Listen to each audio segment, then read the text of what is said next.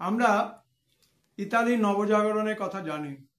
Italy নবজাগরণের ঢেউ Spain, England প্রভৃতি দেশে ব্যাপকভাবে নাড়া দিয়েছিল।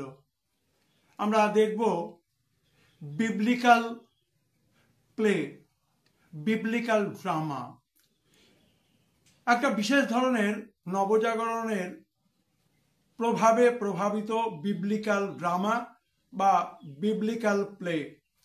এর পাশাপাশি কৌতুক নাট্য, যেখানে হিউমার আছে, যেখানে স্যাটায়ার আছে, এবং সেনেকা ট্র্যাজেডিগুলো।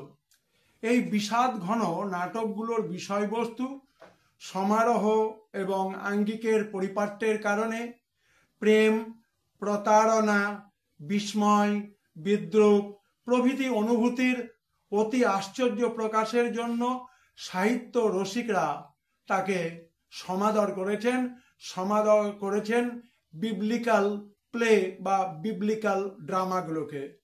তবে নাট্য সাহিত্যের জন্য মানুষের দীর্ঘ প্রতীক্ষার অবসান যার হাত ধরে হয়েছিল তিনি হলেন উইলিয়াম শেক্সপিয়ার, এবং তার তুলনারহিত নাটকগুলোতে রেনেসাঁর ট্র্যাজেডি যেন পরিপূর্ণতা লাভ করেছিল।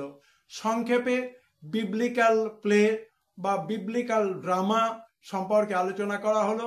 রেনেসাঁসের ফসল। অন্যান্য ভিডিওর আপডেট পেতে নজরে রেখো in the light off history, ইতিহাসের আলো ইউটিউব চ্যানেল।